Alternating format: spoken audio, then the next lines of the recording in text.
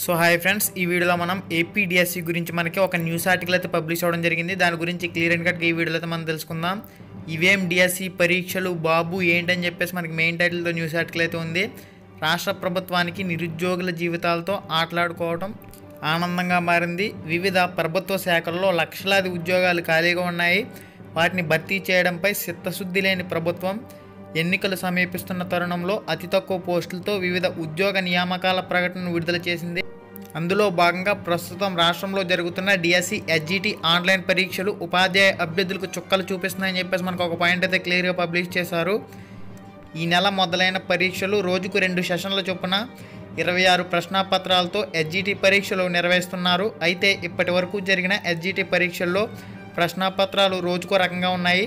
విశ్వసనీయత ప్రమాణత పాటించకుండా రూపొందించిన ప్రశ్నాపత్రాలతో జరుగుతున్న ఈ డిఎస్సి పరీక్షలు అభ్యర్థుల తలరాతను మార్చేస్తున్నాయి. ప్రశ్నాపత్రాలు కఠినంగా రావడంతో అభ్యర్థులంతా ఇవేం డిఎస్సి పరీక్షలంటూ మానసిక సంక్షోభకు గురవుతున్నారని చెప్పేసి కూడా ఒక పాయింట్ అయితే పబ్లిష్ చేశారు.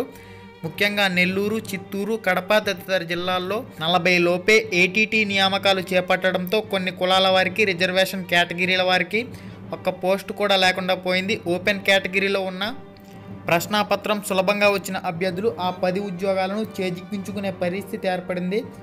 ఒకవైపు తక్కువ పోస్టులతో మరొక వైపు ఆన్లైన్ విధానంలో వెరసి నిరుద్యోగుల పరిస్థితి మునిగే నక్కపై తాటిపండు పడినట్లయిందని చెప్పేసి కూడా ఒక పాయింట్ అయితే పబ్లిష్ చేశారు. దీని అంతటికీ ప్రధాన కారణం ఆన్లైన్లో పరీక్ష నిర్వహించడమే. వేరు సెషన్లలో పరీక్ష పత్రాలు రావడం వల్ల ఒకరికి ప్రశ్నాపత్రం కఠినంగాను, ఒకరికి ప్రశ్నాపత్రం సులభంగాను రావడం జరుగుతుంది. ఒకవేళ ఈ ప్రభుత్వానికి ఆన్లైన్ విధానంపై అంత మోజే ఉంటే డిఎస్సి అనేది ఉద్యోగ నియామక పరీక్ష కాబట్టి ఒక జిల్లాలో ఉన్న అభ్యర్థులందరికీ ఒకే ప్రశ్నాపత్రం ద్వారా పరీక్షలు అయితే నిర్వహించవలసి ఉంటుంది. ఈ అంశంపై డిఎస్సి అభ్యర్థులు ఎంత మొత్తుకున్నా ప్రభుత్వం కానీ ప్రభుత్వాధికారులు కానీ పట్టించుకోని పరిస్థితి అయితే ఏర్పడింది. గతంలో టెట్ పరీక్షలను 2 సార్లు ఆన్లైన్లో జరిపి ఘోరంగా విఫలమై తప్పుల మీద తప్పులు చేస్తూ డిఎస్సి పరీక్షలను ఆన్లైన్లో జరపవద్దని లక్షలాది మంది నిరుద్యోగ అభ్యర్థులు ఎంతో మొరపెట్టుకున్నా ప్రభుత్వం పెడచెవిన పెట్టి వారి జీవితాలతో ఆటలాడుతుంది. అసలు ఈ ప్రభుత్వానికి నిరుద్యోగులకు అందరూ మెచ్చే పద్ధతిలో ఉద్యోగాలు ఇవ్వడం ఇష్టం లేదా ఏంటని చెప్పేసి కూడా మనకు ఒక పాయింట్ అయితే క్లియర్గా పబ్లిష్ చేశారు. నిరుద్యోగుల డిఎస్సి అభ్యర్థులకు వ్యతిరేకంగా వ్యవహరించడమే ఈ ప్రభుత్వ కర్తవ్యమా ఏంటని చెప్పేసి కూడా ఒక పాయింట్ అయితే పబ్లిష్ చేశారు. మన పొరుగు రాష్ట్రం తెలంగాణ సైతం ఆఫ్లైన్లో డిఎస్సి పరీక్షలను నిర్వహించింది కదా. అలాంటప్పుడు తెలంగాణ ప్రభుత్వం ఎందుకు కాగితంపై డిఎస్సి పరీక్ష నిర్వహించింది?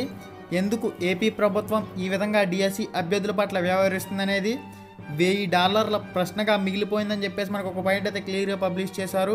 ఇంక చాలామంది నార్మలైజేషన్ చేస్తారా సార్ అని చెప్పేసి అడుగుతున్నారు. దీని గురించి మనకి ఎటువంటి ఇన్ఫర్మేషన్ లేదు, చేసే అవకాశాలు కూడా లేవు.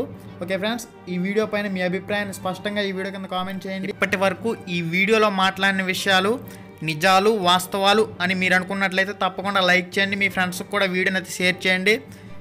ఓకే ఫ్రెండ్స్, నార్మలైజేషన్ చేసే ఛాన్సెస్ అయితే మనకి కనిపించడం లేదు. Thanks for watching. Have a nice day and జై హింద్.